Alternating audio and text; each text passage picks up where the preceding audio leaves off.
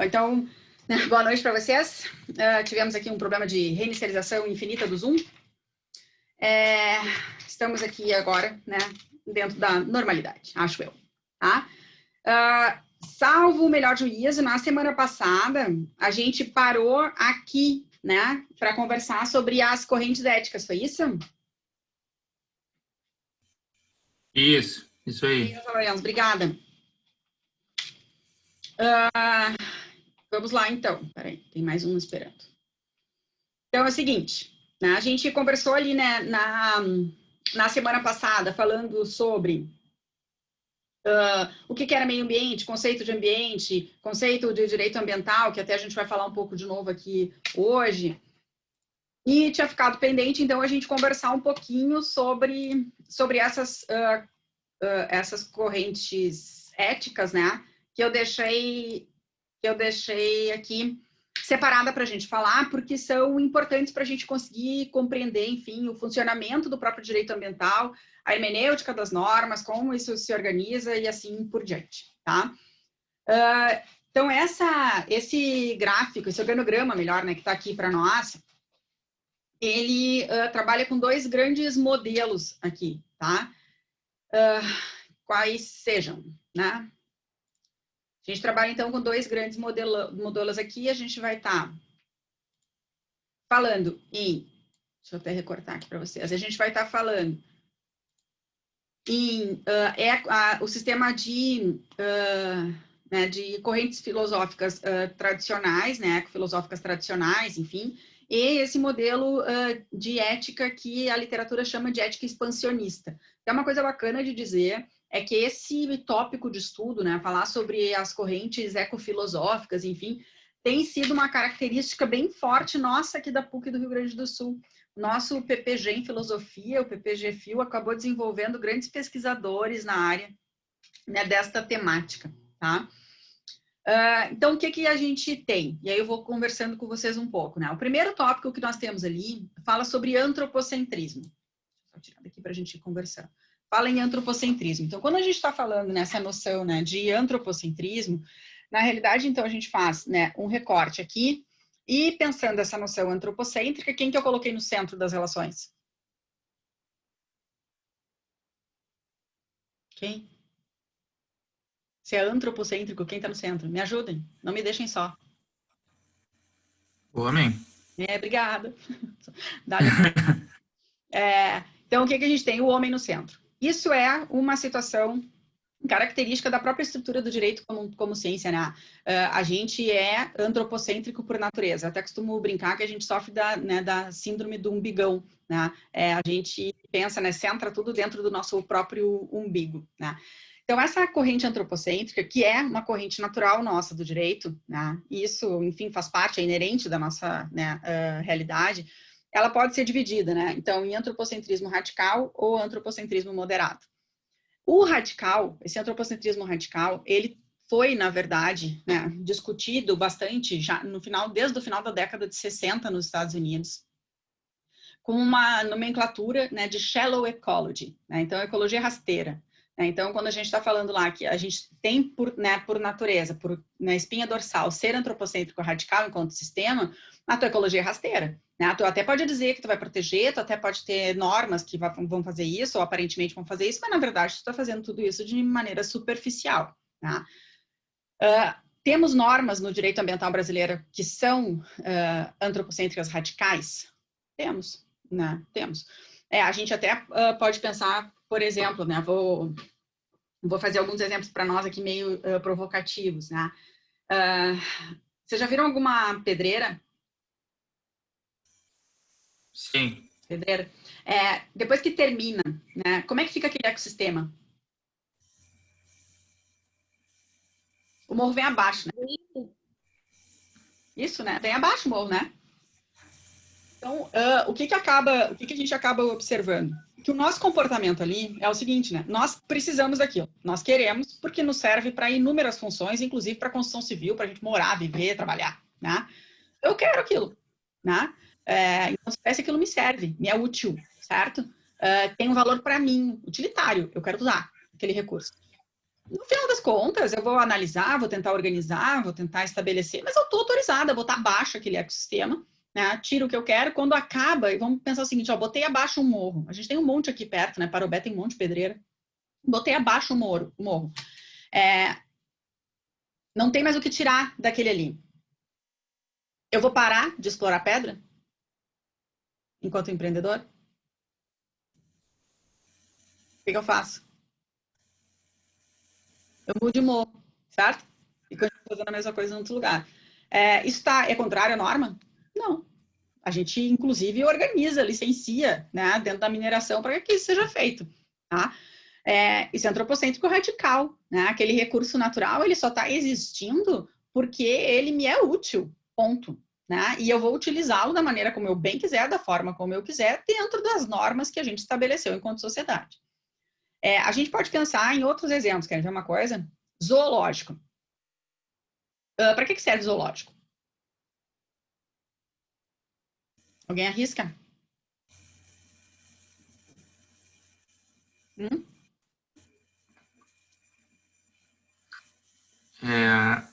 Os animais, a casa dos animais, em algumas situações, assim. Não, mas serve para quê mesmo? É uma maneira Zoológico. de, talvez, Fala, uma Gustavo, maneira repete. estão debilitados. Uma maneira de proteger os animais que estão debilitados para ir para a natureza e também de gerar um entretenimento humano, né? Pois vou te dizer assim, e até correndo o risco, né, de ser super antipática, mas eu te confesso que... Deixa eu só abrir aqui as pessoas. Eu te confesso que, assim, ó, são raríssimas as situações em que a gente vai dizer assim, vamos pegar esses animais, buscar esses animais, recuperá-los e voltar para a natureza. A gente tem alguns zoos no Brasil, né, que recebe esses animais oriundos do tráfico, alguns nem vão para a exposição, mas a ideia geral de um zoológico como um todo, né, é entretenimento, né? Depois eu até vou mostrar para vocês isso na legislação. A lei brasileira, quando fala em zoo, depois eu vou mostrar direitinho, agora vou fazer uma leitura livre, tá? Então vocês sejam bondosos, né? Mas a lei do zoo vai dizer algo mais ou menos assim: aos animais enjaulados, a gente tem que garantir o mínimo de habitabilidade. Ao visitante, o máximo de segurança e conforto. Qual a espécie que está sendo protegida aqui? O homem, né? O homem. Certo, né? Não tem dúvida. Então eu tenho... Obrigada, Gabriel, também. Eu tenho uma norma que é antropocêntrica radical. Ela até pode estar lá ementada como antropocêntrica, não como antropocêntrica, como proteção à fauna. Mas ela é antropocêntrica radical. Eu estou preocupada com o homem. A norma está preocupada com o homem. E ponto. Né? Então, eu que vou lá 40 minutos uma vez na vida, eu tenho que ter o máximo de segurança e conforto. O pobre do Robinho, vocês estão vendo o pobre do urso lá em Goiânia? O pobre do Robinho que se rale, entendeu? Tô nem aí que ele é um urso pardo que tinha que estar vivendo abaixo de zero e tá morando, né, enfim, lá no meio do cerrado. Né? O problema é dele, entendeu? Eu quero ver, né, como é que a gente vai deixar de formar um caráter, né, se não for vendo um urso ou uma girafa, né, o que vai ser de mim, né? Mas enfim, sou meio crítica com relação a isso, né? E aqui somos todos, a gente pode daqui a pouco, né, conversar depois mais tarde mais sobre essa temática. Em 81, né, que a gente conversou semana passada, não sei se vocês recordam, quando a gente falou sobre o conceito legal de meio ambiente, que está, né, na lei 6938 de 81. Então, essa legislação, quando vem e traz ali para a gente o conceito legal de meio ambiente, ela acaba, né, trazendo uma abertura, né, do direito. E foi por isso que a gente veio parar aqui na questão das correntes ecofilosóficas. No finalzinho ali da 6938, vai dizer que o meio ambiente serve para proteger e reger a vida sob todas as suas formas. Então, assim, pela primeira vez o direito dá uma sacudida e diz assim, olha, não é só valor utilitário que tem a natureza. Em algum momento, a natureza também vai ter que ser protegida, não só o homem, né? Então, os outros seres também vão ter que ser protegidos. Então, hoje, a literatura, né, nossa, ambiental, ela vai entender que o direito ambiental brasileiro, ele, né, de forma, né, grosseira, assim, né, em maioria, vai estar lá no antropocêntrico moderado. Mas a gente não parou ali, né? Da década de 80 para cá, e depois eu até vou mostrar para vocês quando a gente falar sobre fauna, que até mesmo antes disso, né? a gente já vinha se abrindo para outros modelos normativos e, portanto, outros modelos a gente interpretar o mundo, que é o que vai fazer, então, esse trabalho, né, dessas expansões éticas. E aí eu separei aqui para vocês 3 para a gente pensar, né? 3 dessas correntes, talvez se fosse um professor lá da filosofia fossem mais, ou a gente levasse muito mais tempo do que isso para conversar. Mas o que eu tenho aqui, então? Sensocentrismo, a primeira delas. O que é... Enfim, então, o que eu tenho aqui como uma corrente ética sensocêntrica? Vocês já ouviram falar em sensocentrismo?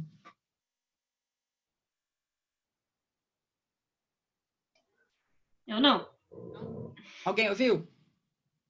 Valeu, Natália. Também não. Vocês não têm noção como é bom ouvir as vozes de vocês. Vocês não têm. Também não. Também não. Então, Também olha só. não. Obrigada. Sensocentrismo, tá, vem do reconhecimento da existência da senciência.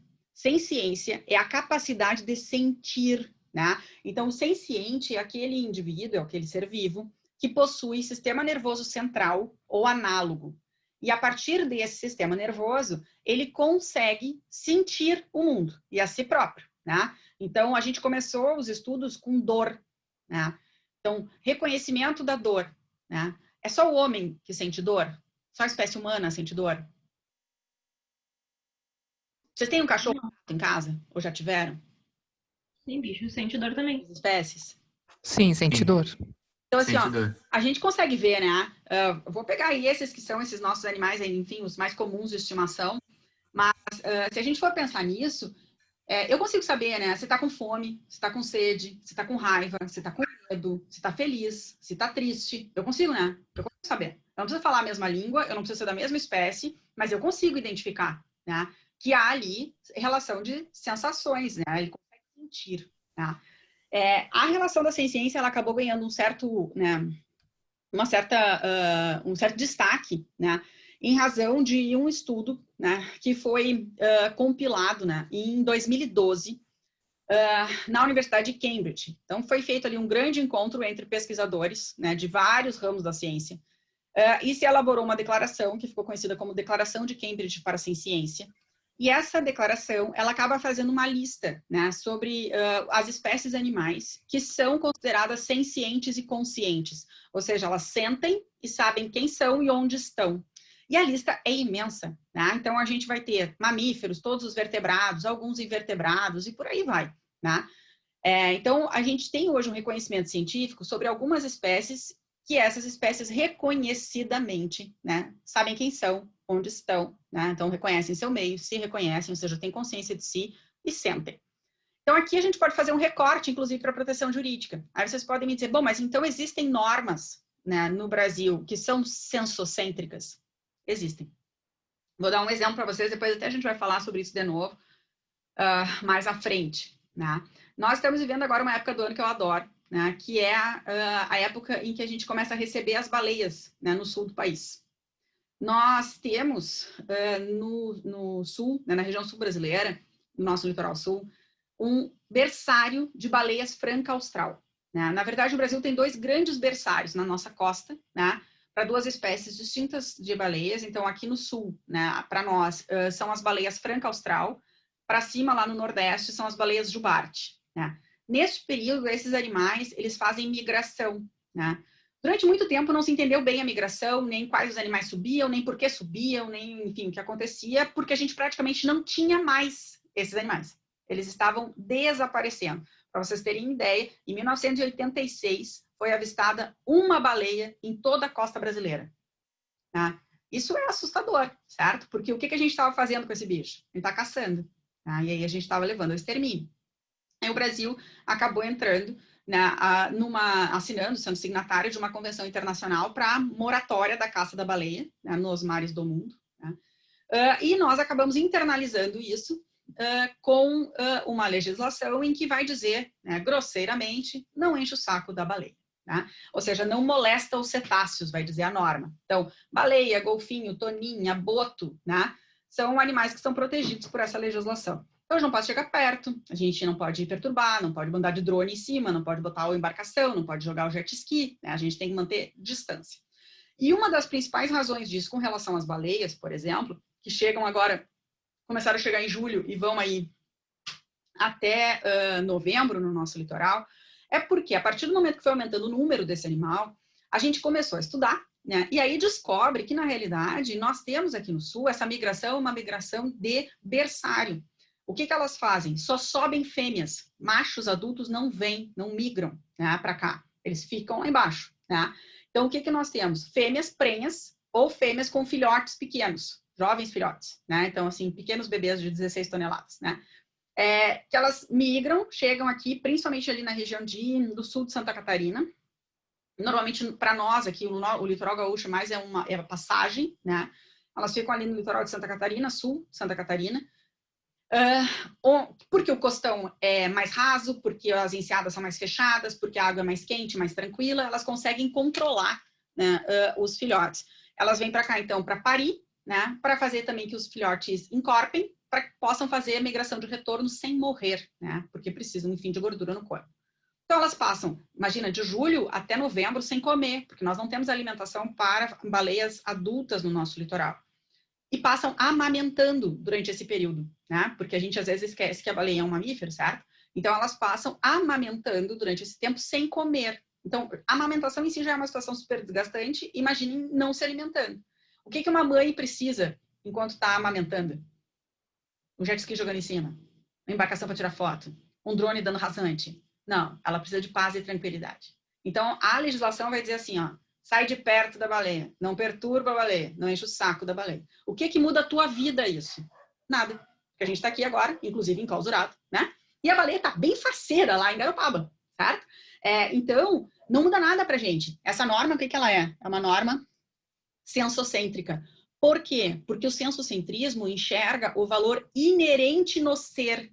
A gente está protegendo a baleia não é porque ela tem um valor utilitário para o homem. Pouco importa para o homem. A gente está protegendo a baleia, está protegendo os cetáceos em geral, porque a gente reconhece nesses seres um valor inerente, eles têm valores por si próprios, não porque eles significam algo para mim, né? Então, parece que em algum momento a gente sai do ponto de arrogância da espécie, né? E diz, olha, outras espécies também são bacanas, né? Não precisa ser só a nossa, né? E isso é um comportamento super interessante, né? Da gente, enquanto espécie. Vocês já viram um documentário que chama Terráqueos? Alguém já viu? Eu não. Também não. Eu vou até Também dizer para não. vocês, assim, eu vi uma vez só, vou ser bem honesta, né? Eu vi uma vez só, não vou ver nunca mais. É pesado pra caramba.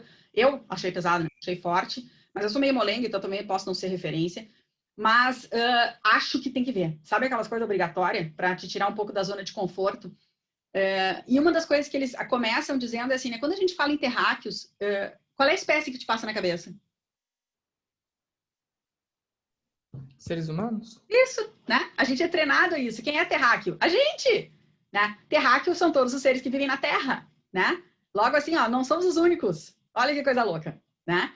Então, assim, ó, e a gente tem um comportamento que é meio esquisito mesmo, né? A gente fica aí querendo descobrir a vida em outros planetas, como é que se fala, né? Como é que se vê, como é que se comunica, vamos atrás, né? No espaço sideral, e eu não consigo me comunicar na mesma língua do meu cachorro, que tá aqui do meu lado.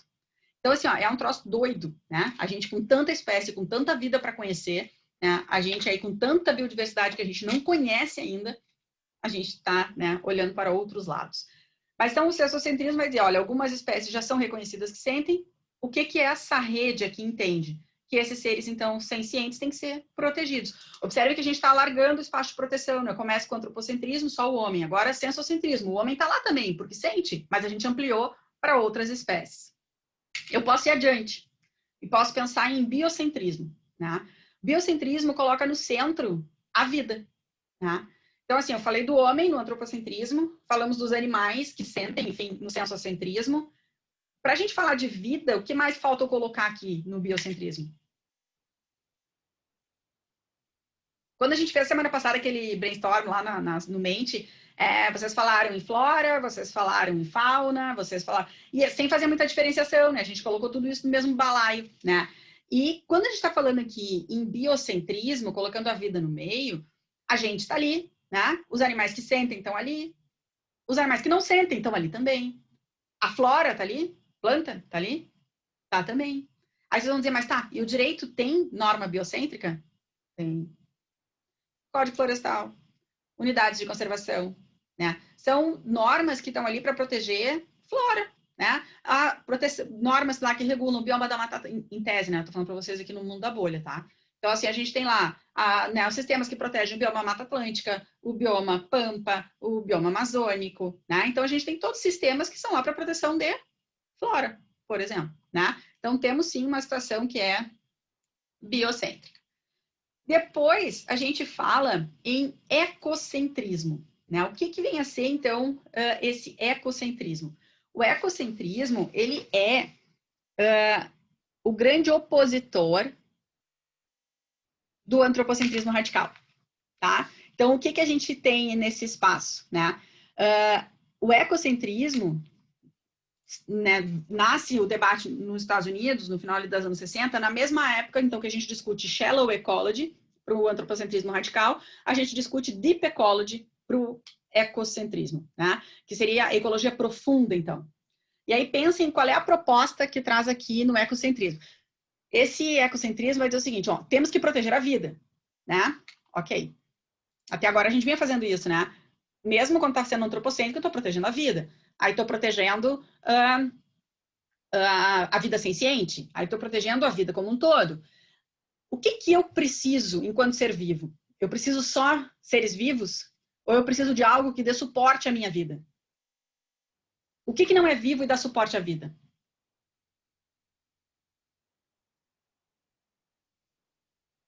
E aí? Não sei. Sei lá, comidas, plantas. Fala de novo, Natália. Comida, planta, sei lá. Tá, mas aí as plantas já estão ali. O ar? Isso. O meio ambiente, como a água, Água. a poluição. Tudo mais. Perfeito. Olha só, a gente precisa água, certo? Nós precisamos de água para praticamente tudo, né? Inclusive a gente, em 3 dias sem água, tá mortinho, né? Precisamos de água. A gente precisa de água potável, a gente precisa de água para, né, enfim, para beber, a gente precisa de água para sanear, a gente precisa de água para se manter limpo, a gente precisa de água para plantar, a gente precisa de água para a indústria, a gente precisa de água para tudo, né? Temos aí Política Nacional de Resíduos, Política Nacional de Recursos Hídricos, Agência Nacional das Águas, nós temos agora, recém-saído do forno, no meio da pandemia, o novo marco regulatório do saneamento, né? Então, assim, ó, tudo isso está preocupado com sistemas que são abióticos, né? Ar, vocês falaram, a gente precisa ter controle da atmosfera, a gente precisa ter um ar respirável, precisa, né? Então, eu preciso minimamente, então, garantir que esse ar que eu respire, né, não me submeta a uma situação, por exemplo, de doenças, né? Que seja um ar que me mantenha saudável, minimamente, né? Então, eu vou controlar o ar que sai, né, dos veículos automotores, né, de todos os tipos, vou controlar os particulados que saem para a atmosfera das fábricas e das indústrias, né? Então, todo esse cenário eu preciso cuidar, e aí a gente tem regulamentação específica para isso. Então, quando eu estou aqui no ecocentrismo, a gente vai estar falando do conjunto de composições bióticas e abióticas. Isso aqui, para o direito, dá um nervoso. Né? Porque a gente já fica nervoso quando sai do centro do umbigo. Imagina agora que eu vou dizer assim, olha, sabe aquilo que nem sente? Que eu estava lá discutindo a necessidade de sentir? Pois é, isso aí nem precisa mais se preocupar. Né? Vamos falar agora sobre coisas que não sentem nada mesmo, que não são nem seres vivos, né? São tão suporte para a vida. Mas é que sem esse suporte, não adianta, não temos vida. Né? Não sei se vocês lembram São Paulo, quando teve aquela crise da água, né, que secou a Cantareira, o reservatório. O que adianta tu ser o maior PIB do Brasil e tu não ter água na torneira? E tu receber do governo uma orientação dizendo, ó, banho nesse teu bairro, essa semana vai ser dia sim, dia não, das 5 às 6 da manhã. Se quiser, né? Se não quiser, te vira na grama. Certo? Então, a gente tem que se dar conta que tem sistemas que são essenciais para que a gente consiga sobreviver dentro desse cenário. Né? Então, a gente vai ter que ter combinações para isso. O direito vai ficando cada vez mais agitado, né? Cada vez vai ficando mais tenso. Tá? Então, até ontem eu fiz uma brincadeirinha com um professor colega nosso, que até às vezes eu tenho que me cuidar com as minhas brincadeiras, que são muito... Eu até já peço desculpas para vocês antecipadamente, né? Coisas que já me avaliaram aqui, ó, falo rápido demais. Olha, galera, eu vou dizer para vocês, eu falo rápido mesmo. Mas outro dia eu gravei o videozinho aquele para deixar a aula inaugural para vocês e eu fiquei pensando, fala devagar, fala devagar. Eu fui olhar o vídeo depois, a gente parece que tá lesada, porque eu fico a hora de olho fechado, hora parece que tá faltando alguma coisa, faltou pilha. Então, assim, não consigo. Então, peçam para eu repetir, eu repito 40 vezes sem problema. Mas se eu desacelerar, cara, fica muito esquisito. Mas então, assim, a outra coisa é que é muito sarcasmo no ser humano.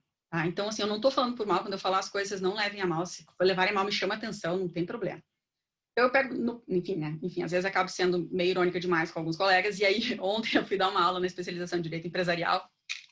E aí, aula com duração de 2h30, tá? E aí, o professor coordenador olha para mim, na frente dos alunos, assim, olha, eu ia te pedir, então, para tu não exaurir, assim, todo o direito ambiental hoje. Oi? 2h30? Vou dizer para vocês o ponto que eu falei na aula, tá? Eu falei sobre um inciso de um artigo de uma lei em 2h30. E a galera ficou lotada de dúvida. Então, assim, ó, a gente, enquanto direito, é tão arrogante nas posturas, como todo, assim, a gente é treinado para isso, que a gente acha que a questão ambiental, eu consigo resolver todo o direito ambiental em 2 horas, né? Não dá, gente. Nós temos aí uma especialização de 360 horas e a galera não vê tudo, né? Não consegue, não tem como, né? Então, esse cenário para a gente é importante porque a gente vai ter que começar a se deslocar, né? E pensar diferente, tá? E a gente vai indo. O direito vai devagar, mas ele vai indo. Tem boa vontade, tá? Então, essas correntes éticas aqui para nós, elas são importantes para a gente conseguir, então, entender como é que vai ser, como é que é o funcionamento da interpretação, enfim, das nossas normas, né? Então, para a gente entender como é que isso vai funcionar. Então, para nós, isso aqui é mega importante, tá? Vou passar aqui, voltar para vocês, porque aqui eu coloquei alguns conceitos para vocês irem depois darem uma olhadinha, tá? Então, temos aqui, por exemplo, antropocentrismo radical. Então, eu coloquei ali, né, que é uma visão, né, em que os animais humanos pertencem a uma categoria especial, então a gente se acha, lá no topo da cadeia, né? Aliás, a gente nem acha que tem cadeia, né, porque a gente está no topo de tudo, né, e o resto está ali para nos servir, né? A vida humana tem um valor singular, um valor especial, né? E as vidas não humanas têm pouco ou não têm nenhum valor, do ponto de vista moral, né, de ser parte de uma comunidade moral. Depois a gente fala ali no antropocentrismo moderado, ou o que também os portugueses gostam de chamar de antropocentrismo alargado. Tanto faz, né? A ideia é que a gente ampliou um pouquinho o conceito, né, antropocêntrico.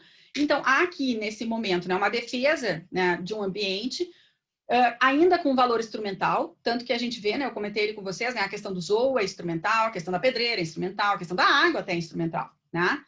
A gente quer viver num ambiente saudável, desfrutar os prazeres, né, dos outros seres vivos, das paisagens, por exemplo. Então, aqui, esse cenário é até legal para a gente pensar. Mês passado tinha uma conversa super bacana com uma colega de vocês, mas eu vi que eu demorei para conseguir fazer com que ela compreendesse o que eu estava dizendo, né?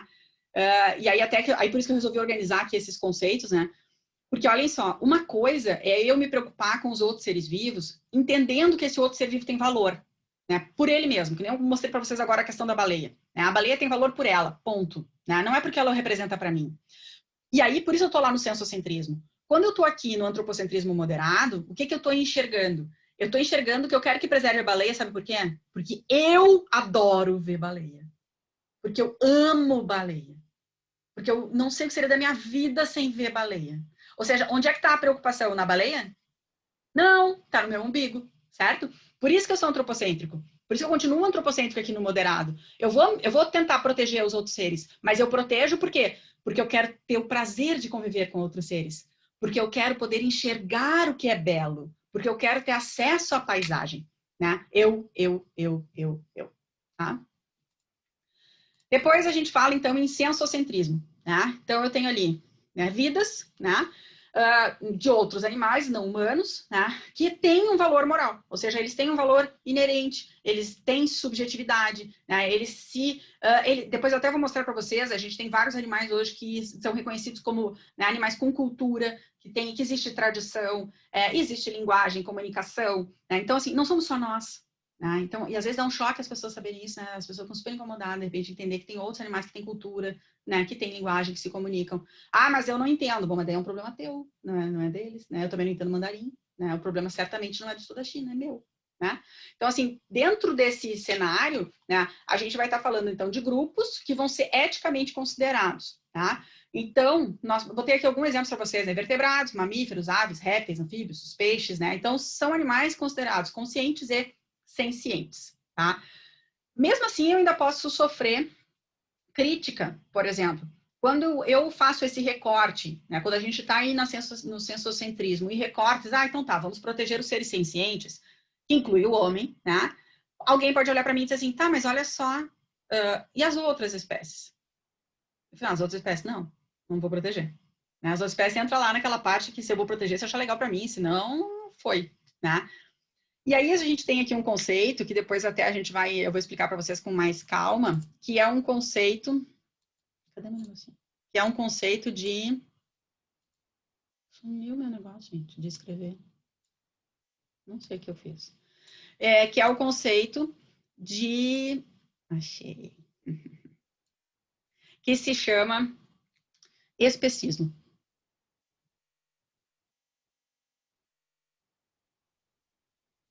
Ou seja, o que é o especismo? O especismo é o preconceito por espécie. Então, na mesma linha que a gente tem, né, racismo, que a gente pode ter sexismo, né, eu tenho especismo, tá? Eu faço, né, a segregação, eu faço, né, enfim, o perseguimento ali com relação em razão às espécies, tá? Depois a gente fala ali em biocentrismo. Coloco no centro, então, todo ser vivo, considero esse ser, todos eles com valor moral, por eles mesmos, não naquilo que eles representam para mim, tá? E depois ali, por último, o ecocentrismo, que é a Deep Ecology, né, que reconhece todas as espécies, reconhece todos os processos, reconhece todos os ecossistemas. E aí, né, por que o direito que eu falo, né, que o direito fica tão tenso? Porque quando a gente começa a pensar nisso, a gente automaticamente pensa no litígio. E quando a gente pensa no litígio, diz, tá, vai entrar em choque a pedra e o homem. Só que falta ganhar a pedra, né? Então, a gente vai entrar em choque o homem e a floresta. Tem horas que vai entrar em choque. Tem horas que a gente vai ter que dar um jeito e horas a gente vai dizer, olha, não vai dar agora, vou segurar e vou proteger a pedra mesmo. Né? Ou vou liberar e problema da pedra. Né? Então, são cenários que o direito está tendo que enfrentar devagarinho. Né? Semana passada a gente teve, que eu até convidei vocês, se algum de vocês chegou a conseguir assistir as duas palestras da nossa aula inaugural lá, né, com o Fred DJ e a Trícia. E aí, antes de começar, eu estava conversando com o Fred e aí ele estava, né, a gente discutindo a legitimidade ativa com relação a animais não humanos. E ele, não, mas olha só, a gente precisaria, então, de ter esse conceito para liberar. Não, mas esse aí a gente já tem. Não, então a gente precisaria disso. Não, esse a gente também já tem. Então a gente precisaria disso. Tá, então não deu, então liberou. Né? Então, porque na realidade a gente vai querendo fazer construções em cima de construções, para dizer que não tem como, na realidade tem como. Só que nós precisamos sair daquela zona de conforto, de tudo como sempre foi, como se tudo que é tradição fosse enraizada para nunca mais mudar. Tá? Outro tópico que para a gente aqui é importante, e isso aqui é uma divisão didática, né? A vida não é desse jeito, tá? Mas serve para a gente conseguir enxergar que tipos de meio ambiente nós temos, né? Quais são os ambientes que nós temos? E até saber qual é a nossa tarefa, né? O que a gente tem que proteger aqui, tá? Então, nós temos 4 categorias: ambiente natural, ambiente artificial, ambiente cultural e ambiente laboral. Então, a gente estabelece essas categorias, tá? E a gente sabe que na vida de verdade mesmo, isso aqui vai estar tudo misturado, né? Então, aqui, ambiente natural, né? Quando a gente fez aquela brincadeira com o Mente na semana passada, quase tudo que a gente disse envolvia a natureza. Porque é o normal, é o automático da gente. A gente faz a conexão quase que imediata ambiente-natureza, ponto, né? E isso é o ambiente natural, né? Então, é água, é solo, é ar, é fauna, é flora, é o equilíbrio entre todos esses seres, né? Então, essa relação aqui que a gente associa normalmente à questão ambiental, a gente vai classificar, enfim, como ambiente natural. Aí eu trouxe aqui para vocês como exemplo um dispositivo do 225 da Constituição. E aí até aqui eu aproveito para fazer um pedido, né? Assim, nas outras disciplinas vocês têm que, às vezes, são milhares de artigos do CPC, 880 do CPP, olhar toda a CLT, né? Vocês vão passear por todo o CTN, vocês trabalham com tudo que é tipo de código, né? Aqui eu estou pedindo para vocês olharem um artigo da Constituição. Certo? Então, assim, é um artigo que eu espero que vocês conheçam até o final do semestre. Eu até confesso, né, que apesar de ser um artigo, né, na nossa carta, ele é complexo, tá? Mas é um artigo. Então, assim, ó, minimamente a gente tem que se tornar um pouco íntimo desse 225, tá? Então, no 225 ali da Constituição, a gente tem aqui o parágrafo 1º, que vai falar sobre tarefas estatais, tá? Preponderantemente, né? Nós temos uma responsabilidade solidária, quando eu falo nós é a sociedade, tá? Nós temos uma responsabilidade solidária aqui com o Estado, né, para a proteção do ambiente. Então, nós estamos cabeça a cabeça com o Estado ali na hora da responsabilização, na hora de cuidar, né, desse ambiente. Mas aqui no parágrafo 1º, a gente tem situações que são preponderantes dedicadas ao Estado. Não quer dizer que eu também, enquanto particular, não seja obrigada a cumprir, né? Mas o Estado, especificamente, vai ter que obedecer, né? Uma das tarefas do Estado, o que é, então? Fazer preservação, restauração de processos ecológicos, manejo ecológico de espécies e ecossistemas. Então, é cuidar daquilo que é natural mesmo, né? Vai ter que lidar com isso, tá? Não sei se vocês estão acompanhando que o Pantanal está pegando fogo, tá? Vocês chegaram a ver isso? Mais de 10% do Pantanal já torrou, tá? Aí a gente... É assustador, né? Absolutamente assustador. As imagens são assim, sério, dói, pra mim, chega a doer fisicamente, sabe, aquilo. Porque começam a aparecer as carcaças dos animais, não tem mais água e nada, aí tu olha, o governo mandou 2 bombas para tirar água, para fazer o negócio. Né? São, sei lá, 10 vezes o estado de São Paulo. Pelo amor de Deus, né? É completamente abandonar um bioma que é um dos biomas mais ricos do mundo, né? Então, aqui dentro desse cenário, fazer o manejo, proteger esses ecossistemas é tarefa do poder público, né? Quem tinha que estar lá manejando, cuidando, protegendo agora o Pantanal pegando fogo, tinha que ser o poder público. E aí tem algumas coisas que chamam a atenção, né? Assim, ó, a área que está pegando fogo, né? Pelo que foi, enfim, está informado nas mídias, a gente tem ali, né, 10 vezes o tamanho do estado de São Paulo. Então, assim, ó, é uma situação que é completamente louca, toda a situação de bioma que está queimando, né? Eles mandaram 90 brigadistas. Gente, coitado desses caras. É para sair super frustrado, né? É assustador. Né? Então, assim, e aí às vezes a gente compara com coisas que acontecem em outros países e a gente diz assim, puta, que tristeza. Né? A gente podia estar cuidando melhor daquilo que é nosso e dando valor, que biodiversidade tem valor. Né? E aí, às vezes, a gente acha bobagem, né? E não se dá conta, né, do quanto a gente está correndo risco com isso. Mas, enfim. Segunda categoria que nós temos ali é o ambiente artificial. Tá? Esse ambiente artificial é aquilo que foi criado. Tá? Então, o pessoal até que trabalha com sociologia, né, ambiental, tem um autor que eu acho bem bacana, não sei o que vocês gostam, enfim, de ler, mas acho que às vezes é bom variar um pouco, né?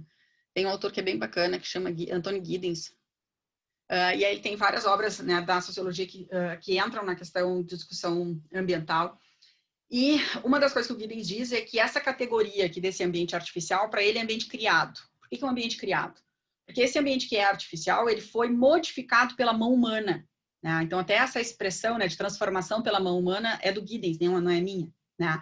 E aí, o que ele acaba dizendo? Ele diz, olha, não importa se eu estou no meio urbano ou se eu estou no meio rural. Se houve alguma transformação no espaço, né, feita pelo homem, eu já estou diante de um ambiente artificial. Claro que aqui a gente acaba vendo uma conexão super forte com espaço urbano, né? Meio ambiente urbano. Eu não sei se vocês chegaram a estudar o Estatuto da Cidade em civil, talvez em, sei lá, em coisas, ou se vocês chegaram a fazer alguma aula sobre direito urbanístico, mas aqui a gente tem uma conexão super forte com o Estatuto da Cidade, né? Principalmente para nós, pessoas que somos aqui, né, municipalidades como a nossa, né, em que a gente vive nos centros urbanos. Para nós é importante a gente conseguir saber o que vai ser a área comercial, o que é a área residencial, o que vai ser a área industrial, como é que a gente organiza isso, quantas áreas verdes eu tenho que ter, como é que organiza o plano diretor. Isso aqui tudo para nós é importante. Como é que a gente faz o saneamento, como é que eu estabeleço o recolhimento de lixo. São questões que estão, né, ali vinculadas ao aspecto do direito urbanístico com a questão, né, ambiental. Tá? Coloquei como exemplo aqui para vocês, depois até a gente vai voltar quando falar sobre os princípios, né? Coloquei aqui de exemplo para vocês o artigo 182 da Constituição, que fala em desenvolvimento urbano. vai falar sobre, então, o poder público municipal, vai falar sobre essa necessidade da gente ter um desenvolvimento social da cidade para proteção de bem-estar. Vejam que é bem antropocêntrico, né? Porque fui eu que mudei tudo, né? Sou eu que estou falando do ambiente urbano, eu quero melhorar a vida para mim, né? Uma terceira categoria que nós temos seria esse ambiente artificial, né? O que é esse ambiente cultural, né? Então, o ambiente cultural, ele está conectado com a memória do povo, certo? A nossa memória, da nossa história, seja material ou imaterial. Então, tudo aquilo que traduz a nossa história, né, é ambiente cultural. Então, a gente pode pensar o seguinte, tá? Construções, né, arquitetônicas. Pense aqui, sei lá, no nosso interior do estado, em que a gente tem uma quantidade aí de prédios, né, enfim, de coleções arquitetônicas que representam a colonização italiana, a colonização polonesa, a colonização alemã, né, representam, sim, a história do nosso povo, né, de alguma maneira, porque a gente se misturou todo mundo, né. Sítios arqueológicos, né, o espaço que a gente usa que traz toda essa representação, isso de ponto de vista material, mas também pode ser imaterial, né, a tradição, relações ali que a gente acaba tendo que, de alguma maneira, pensar, né, nessa estrutura de ambiente cultural. Então, proteção do patrimônio histórico-cultural é trabalho do direito ambiental, por exemplo. Tá? Nós temos até aqui em Porto Alegre uma promotora que, nossa, do meio ambiente, que é super envolvida, né, com isso. Ela fez até o mestrado e doutorado dela nessa área, que é a Ana Maria Marquesan, trabalhando com proteção do patrimônio histórico-cultural. Né? E peguei como exemplo aqui para vocês o 216 da Constituição, que vai falar sobre isso. E vai dizer, olha, a gente tem que proteger como conjuntos urbanos, sítios de valor histórico, paisagem. Paisagem pode representar a cultura da gente? Pode. Né? Se a gente for pensar, às vezes, os campos de cima da serra como representam, espaços do Pampa como representam, olhar daqui a pouco Pão de Açúcar, né? Então, a gente tem situações que representam, sim, né, a história do povo, aspectos artísticos, arqueológicos, paleontológicos, ecológicos, científicos, né? Até tem algumas ações que são bem interessantes, né? Não sei se vocês conhecem ali em Florianópolis, tem uma das praias ali norte, que é a Praia do Santinho, que tem um resort no costão, né? Quando o resort foi construído, daqueles resorts para ser classe, sei lá, super A, né? Quando ele foi construído, ele fechou todo o cantão da praia. Na verdade, eles fizeram várias coisas, mas uma das coisas se fechou o cantão da praia. Só que naquele cantão da praia tem escrituras rupestres nas pedras. Né? Então, eu tenho ali, né, impressões rupestres nas pedras que conta a nossa história do ponto de vista arqueológico, paleontológico. Né? Eu tenho que ter acesso a isso enquanto população. Então, dá para fechar o acesso à praia, o acesso a essas pedras? Não, mas só liberou com ação civil pública. Né? Então, assim, algumas ações são bem interessantes. Depois a gente até vai observar isso, né, quando eu conversar com você sobre os precedentes do STF, né, e do STJ. Boa parte, né, das ações que a gente debate no Supremo Tribunal Federal na área ambiental está aqui, no ambiente cultural. Né? Lembram da vaquejada? Né, em que foi discutida a questão da vaquejada lá no Ceará? Né? A gente teve agora há pouco, né, a decisão sobre um recurso extraordinário aqui do estado do Rio Grande do Sul, sobre a possibilidade de sacrifício de animais em cultos de matriz africana. Né? Então, a gente tem debates que estão todos aqui dentro desse núcleo. Né? São debates bem importantes. Por último, né, nós temos, então, essa quarta categoria, que é o ambiente laboral, né, em que nós temos, então, o direito, desculpa aqui, a gente tem o direito, nessa preocupação de falar sobre o ambiente do trabalho, não importa se é a título gratuito ou oneroso, não importa se eu estou ganhando, se eu estou fazendo voluntário, e se vocês forem pensar onde nós, esse modelo nosso aqui, né, passamos boa parte da vida, né? Então, o que a gente tem dentro desse cenário? Temos que manter esse local, né, do ponto de vista ambiental, né, saudável, para que a gente também fique saudável, certo? Então, a gente vai falar em noção de, né, trabalhar com a noção da proteção desse trabalhador. Tem que ir além, né? Normalmente, quando a gente pensa lá na CLT, a gente fala se eu vou trabalhar num lugar insalubre, se eu vou trabalhar num lugar perigoso do ponto de vista ambiental, né? O que o direito faz por mim?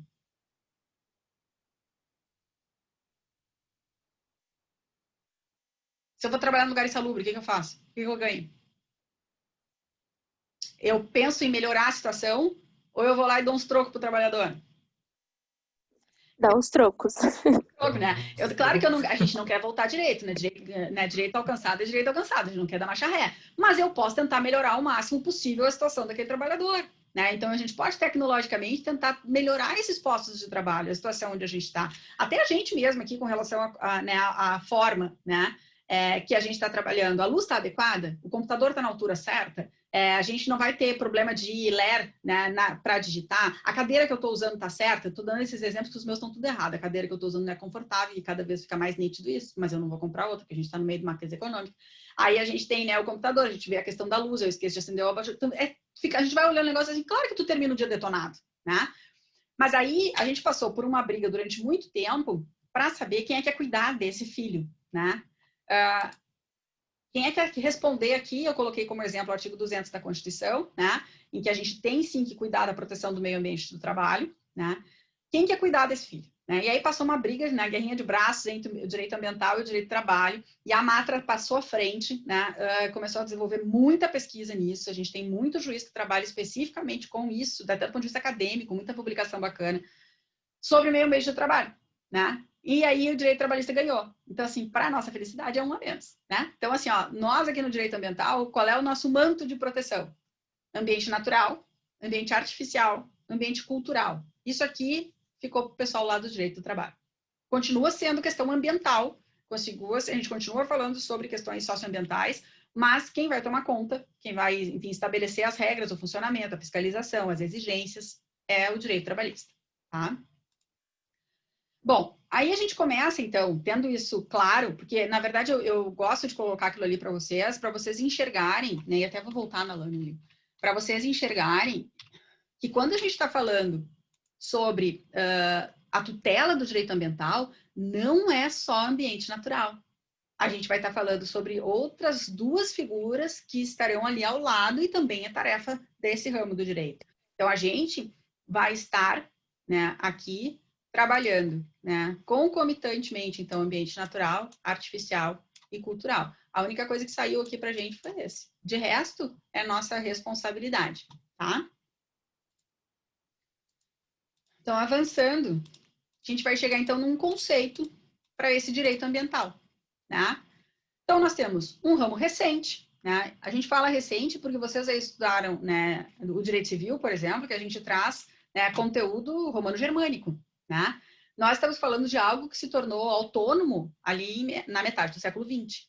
Né? Então, de fato, é um direito recente, ao mesmo tempo que é recente e é um pouco assustador por isso, também é bacana porque a gente está participando da construção de um ramo do direito. Isso, além de ser muito maluco, é muito legal. Né? A gente pode estar participando da elaboração da construção disso. Né? E isso é bonito de fazer, né? A gente conseguir pensar isso. E aí o papel da academia, né, das universidades é muito importante. As pesquisas são importantes. E aí não é a pesquisa, os TCCs de vocês, tanta coisa bacana pode ser publicada. Né? E não é aquela só pesquisa de fazer, vou fazer cola-copia de um monte de autor e vou entregar essa colcha de retalhos. Né?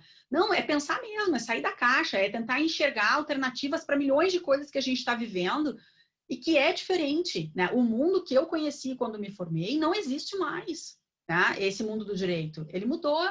Então, pense que agora a gente consegue sentar para discutir legitimidade ativa de animal não humano. E as ações de legitimidade ativa de um rio, certo? Nós temos uma ação em que o Rio Doce é o autor, tá? Pensem que nós estamos vivendo a construção de uma base teórica que vai sustentar a possibilidade de a gente enxergar outros legitimados ativos, outras capacidades processuais. É um outro universo e a gente está construindo isso junto. Né? Então, eu acho isso muito bacana.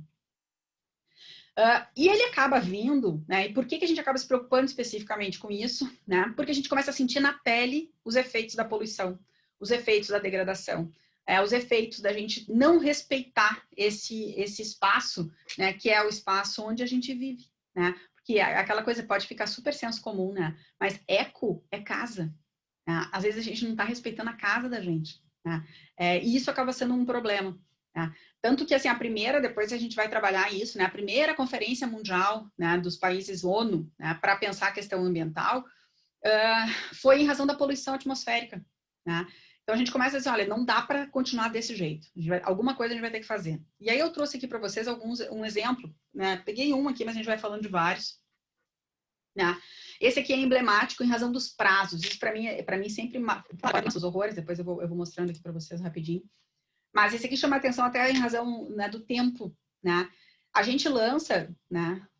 Eu digo, né? A espécie humana, né? Foi lançado então aqui, ó, 27 toneladas de compostos de mercúrio na Baía de Minamata, no Japão. Isso aconteceu em um período de 1932 a 1968, tá? Olhem o intervalo de tempo que nós ficamos liberando compostos de mercúrio no mar, em um país que vive do mar, certo? Vive do mar. E aí eu libero ali. Estou liberando composto de mercúrio no mar, que depois vai para o peixe, que depois eu como, certo? Né? Isso aconteceu, então, de 32 a 68, mas só se tornou público em 56. Mesmo assim, só se tornando público em 56, olha o tempo que levou até parar, 68. Eles falam em 27 toneladas, mas a gente não tem a menor ideia. Isso aqui se presume que foram, né, 27 toneladas. 27 toneladas é muita coisa, viu? Aí a gente hoje observa os resultados deletérios disso. Né? Então, até coloquei aqui para vocês a título, né, enfim, de sugestão, se vocês quiserem olhar alguma hora. Esse documentário é um documentário bem novinho, do ano passado, com a produção e a participação do Johnny Depp, sabe, o Piratas do Caribe, né? Em que ele acompanha e traz aqui, né, os relatos de Minamata, né, através do relato de um fotógrafo que acompanhou o desastre, né, de pessoas envenenadas, então, com mercúrio. Aí vocês só olhem aqui, né, o que é assustador, né?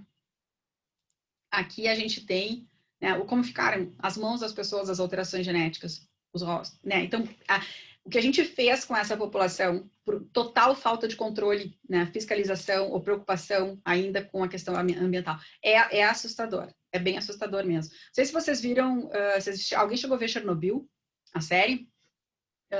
Ali é bacana também para a gente ir pensando, porque Chernobyl também, né, mostra bem direitinho que a gente ficou sabendo, porque não tinha mais como esconder, né, porque senão a gente não teria ficado sabendo.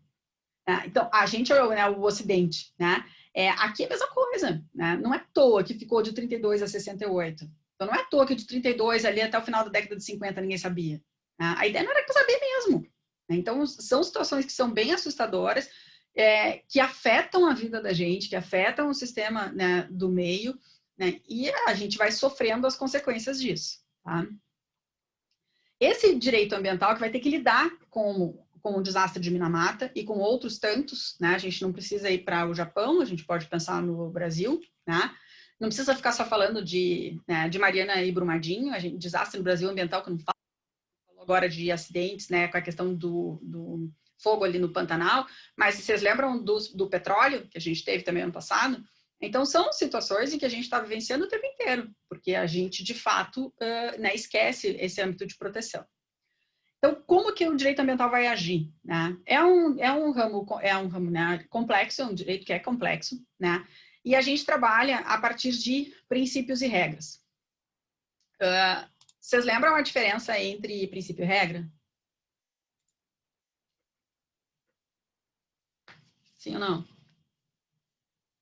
Sim. Então, dentro desse detalhe, o que nós temos, né? Deixa eu separar aqui. Quando a gente está falando, então, princípios e regras, eu vou pegar aqui, né? Então, norma se divide em princípio e regra. Até essa teoria que eu estou aplicando aqui para vocês, tem 2 autores que eu gosto pra caramba, né? Então, eu vou colocar um aqui, que é um alemão, que na verdade todo mundo se baseou, né? Que quando vocês estudaram direitos fundamentais, talvez alguém tenha indicado, porque ele tem uma obra que é mega conhecida sobre a teoria geral dos direitos fundamentais, que é o Robert Alexy. E nós temos um gaúcho, hoje professor em São Paulo, que escreve sobre princípios. E é um monstrengo. O cara é muito bom, né? Até a gente, aquela coisa, né? A gente vai lendo, às vezes a gente concorda com as pessoas um pedaço, outros não sei o quê, mas a gente não pode dizer assim, esse cara é gêniozinho, ele é ótimo, né? E até, assim, tem uma situação comigo com ele bem engraçada, porque ele tinha recém voltado da Alemanha com doutorado, e eu fui a primeira banca que ele foi arguidor, né? Eu estava terminando o mestrado. Vocês não têm noção. Assim, veio de chicote para cima. Mas foi super bom, aprendi bastante, né? Então, aqui, essa relação que a gente tem aqui com esses 2 autores são ótimos para a gente entender a função dos princípios do nosso sistema. Por que eu estou falando isso para vocês? Porque para o direito ambiental as fontes são muito importantes, né? Vocês lembram das fontes do direito? Vocês conseguem me dizer as fontes do direito? Se não tiverem a fim de falar, escrevam. O que é fonte do direito?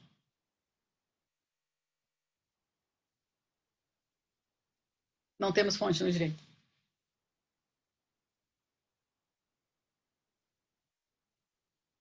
Não, o que são isso? O que são, o que a gente aprende lá na lei de introdução das normas do direito brasileiro? A LINDB. O que é fonte para nós? Então, lei é fonte. A jurisprudência a gente já está fazendo uma leitura super aberta, né? Enfim, a gente já está num sistema meio híbrido, enfim. Mas o que a gente tem, né, como tradicional, né? A gente vai falar ali sobre lei, sobre os princípios gerais do direito, sobre costume, sobre analogia, não é isso? Então, assim, para o direito ambiental, isso aí, Stephanie, formais e materiais, né? Então, assim, dentro desse cenário, o que a gente acaba tendo, né? Para nós, aqui no direito ambiental, obviamente, a lei escrita, as regras são importantíssimas e tal, mas os princípios também. E os princípios têm força normativa, né? Aliás, os princípios são o que nos garantiram a possibilidade de a gente ter autonomia enquanto ramo do direito, tá?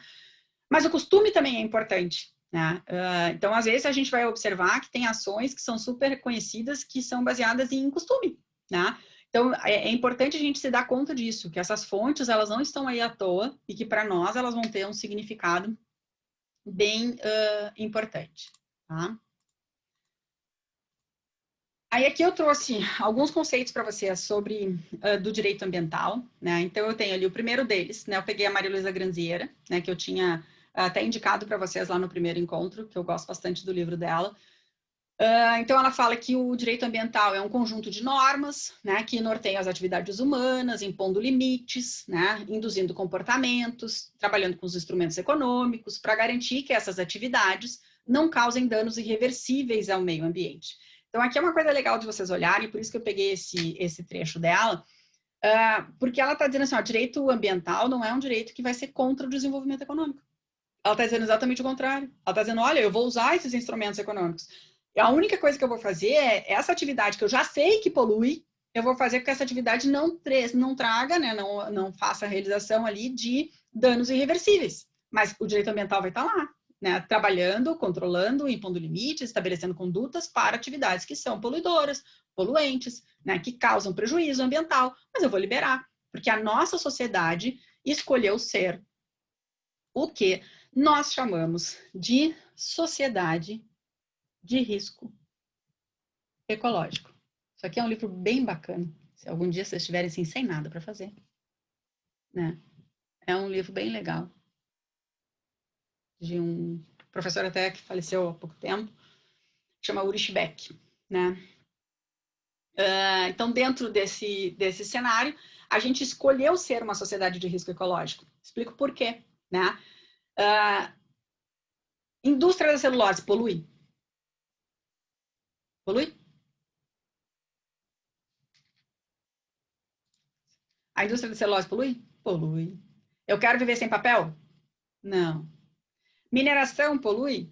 Polui. Degrada? Sim. Prejudica? Sim. Eu quero viver sem telefone celular? Não. Né? Então, assim, a gente escolheu ser essa sociedade que se submete a risco ecológico. Né? Então, a gente acaba tendo que aprender, né, a conviver isso da melhor forma possível, e quem vai auxiliar nessa convivência é o direito ambiental.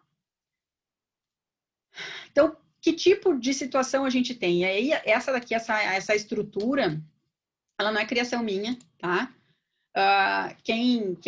Enfim, quem montou isso aqui, na verdade, só o desenho, né? A tese da cabeça, né? É do querido professor Paulo Afonso Leme Machado.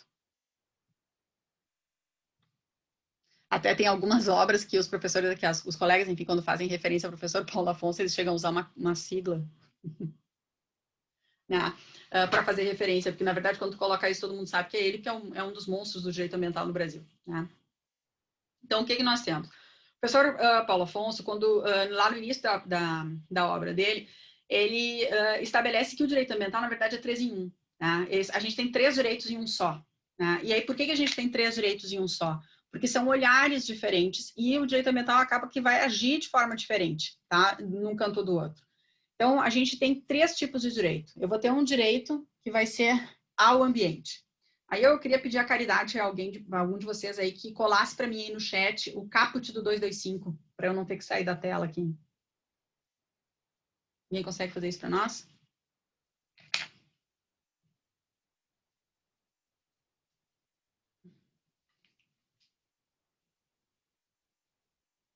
Beleza, obrigada, Lourenço.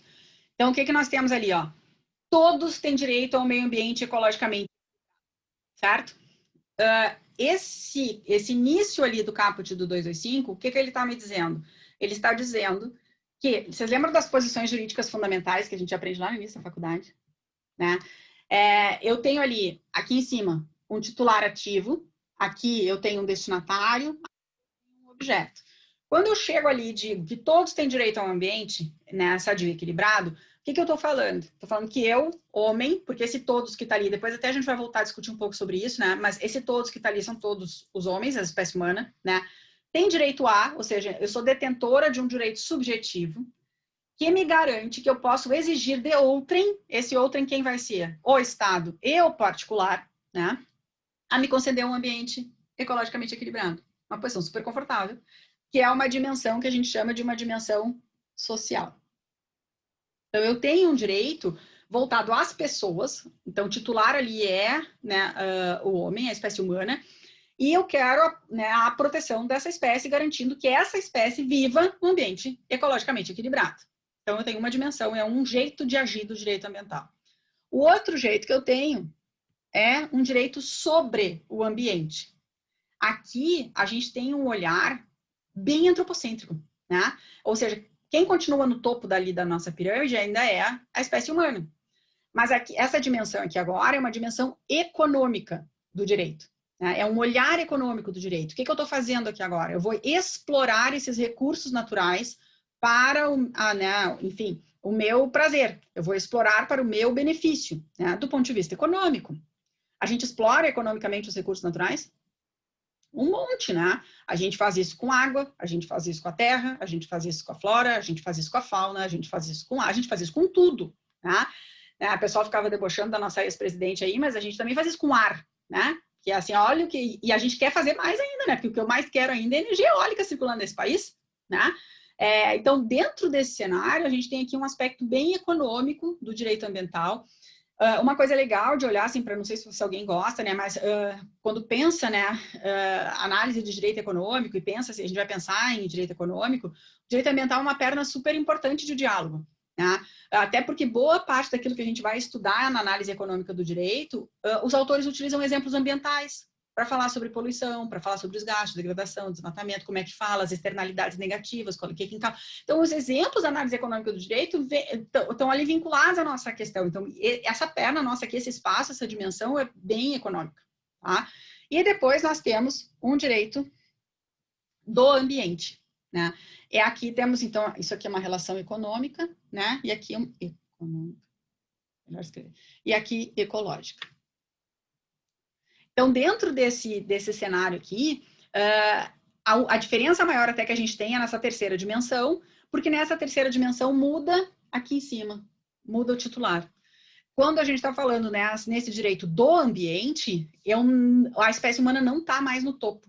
Eu até posso estar lá de maneira indireta, né? Mas eu estou fazendo a proteção de quem? Do ambiente. Então, o titular é a natureza. Eu não sei se vocês, quando estudaram constitucional, o professor chegou a comentar, ou a professora chegou a comentar com vocês sobre o neoconstitucionalismo latino-americano. Não sei se vocês já ouviram falar disso, já estudaram isso em algum momento. Mas, enfim, existe todo um movimento na Latinoamérica, né? E aí se fala na construção desse novo constitucionalismo.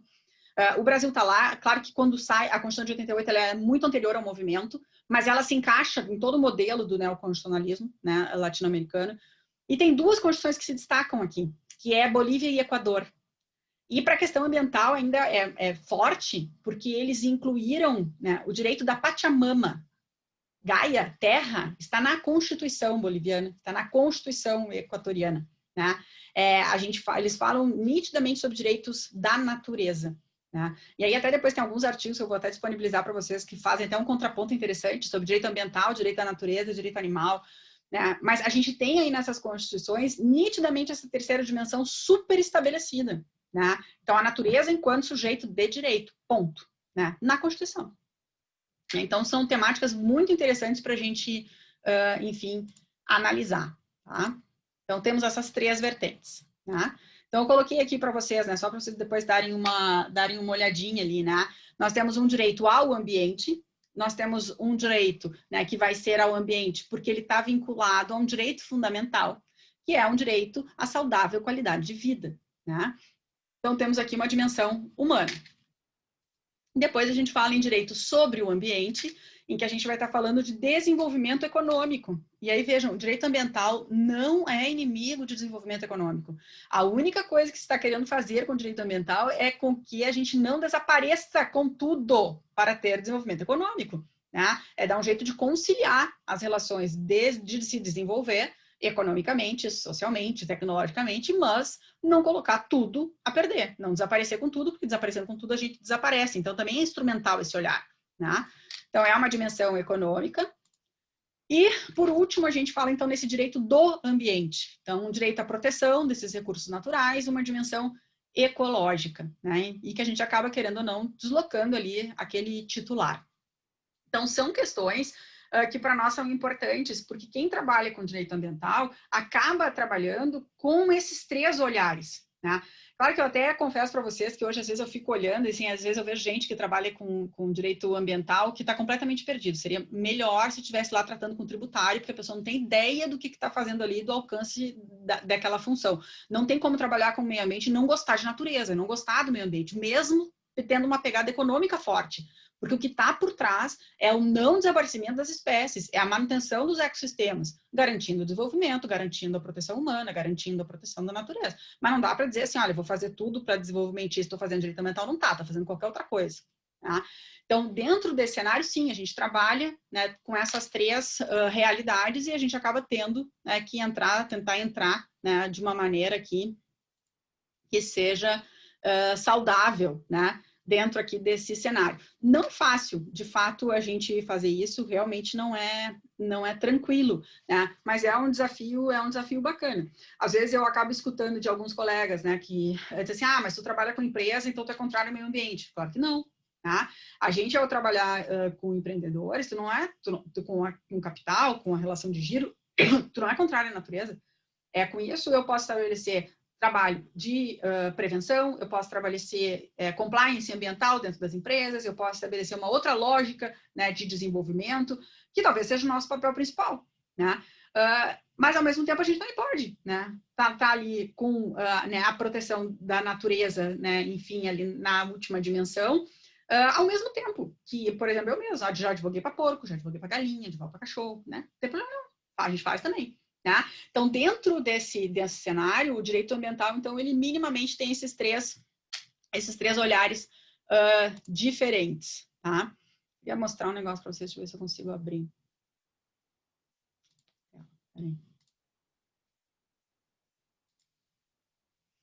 Então, aqui, ó, na nossa página aqui do Moodle, a matéria que a gente está vendo hoje está aqui, né? A teoria geral do direito ambiental. A gente, até agora, trabalhou esse primeiro grupo aqui, né, de slides, tá? Semana que vem a gente vai conversar sobre isso aqui, tá? Que é sobre a relação dos princípios no direito ambiental. E aí eu deixei para vocês aqui 2 artigos que eu acho bem bacana para vocês, se alguém quiser dar uma olhada antes da aula que vem, que são sobre um princípio que é hoje que está super na onda, que é o protetor recebedor, principalmente em razão do PSA, né? A PSA são os pagamentos por serviços ambientais, a gente está aí com o PL para sair novinho, né, sobre isso, e prevenção e precaução, que são os 2 princípios clássicos do direito ambiental, né, os 2 escritos, né, por advogados bem bacana, né, que, enfim, estudam e trabalham na área, tá? Então, eu queria convidar vocês para darem uma olhadinha, né, sobre esses dois materiais aqui. E, em razão até da gente ter, enfim, vai levar mais um encontro para falar sobre os princípios, eu vou alterar a data de entrega. Eu pedi 2 trabalhinhos aqui embaixo, né, 2 atividadezinhas. Eu vou alterar a data de entrega aqui, vou botar mais para frente, porque me interessa mais a gente conversar, né, com calma sobre os princípios, que vai ser um pouco da base, né, da relação aqui. E fica a atividade, eu vou empurrando um pouco ali para frente, realmente não é o que me preocupa mais neste momento, tá? Ficou claro até aqui para vocês? Vocês estão super quietos Tranquilo. hoje, é a chuva? Sim, tudo certo. Tudo certo. E assim, né? Então, assim, ó, a minha ideia é a gente, né, enfim, é começar, né, com o pé direito ali para vocês conseguirem entender a base desse sistema, que a partir do momento que eu saio ali desse módulo da teoria geral, a gente vai começar a olhar ele, assim, o direito ambiental esquartejado, né? Eu vou começar a olhar pedaço por pedaço. Então, é importante que a gente consiga... Esse exemplo não foi bom, essa analogia, né? Mas é importante que a gente consiga, enfim, ter essa base tranquila para que depois eu possa passar por outros ramos, né? E vou conversar no penal, vou conversar no civil, vou conversar no administrativo, no constitucional, e no processo, e a gente ter sempre essa base nos dando suporte, né? E aí a gente pode entrar por todos os lados. Então, essa teoria geral aqui, para mim, é uma parte bem importante dos nossos encontros. Eu separei até que estava me esquecendo, para mostrar para vocês o manual que eu falei que eu estava gostando bastante, né? Na verdade, eu brinco que eu sou volúvel com as paixões acadêmicas aqui, né? Mas esse aqui, ó, é uma... Não sei onde é que aparece melhor, assim. Esse aqui é um manual que hoje eu estou gostando pra caramba, assim. Hoje não, já tem um tempinho que eu estou adotando ele, que eu gosto muito mesmo. Esse aqui é o livro do Romeu Tomé. O Romeu, ele é professor, até comentei isso com vocês no outro encontro, né? Ele é professor na Dom Helder. E esse manual dele tá muito legal. Então, eu até me lembrei de falar, porque eu sei que às vezes a gente não tá nenhum, mas a Podium estava com um desconto, acho que de 50% nos livros, né? Tava numa baita numa campanha, né? Então, daqui a pouco, se alguém tiver interesse em fazer algum tipo de aquisição, essa é uma aquisição super tranquila, que não traz nenhum tipo de arrependimento também. Ele e o do Bessa dá, assim, tranquilidade, né, na leitura. Certo? Então, tranquilo até aqui? Tranquilo, tranquilo. E começar o outro ali, para a gente não ficar aí só com 4 minutos de encontro. Tranquilo. Tá bom? Então, a gente se encontra semana que vem, espero que às 7h15, tudo normal, sem o Zoom me trair, me puxar o tapete. Tá bom. Beijo para vocês, boa semana. Tchau, prof. Bom Tchau, descanso. queridos.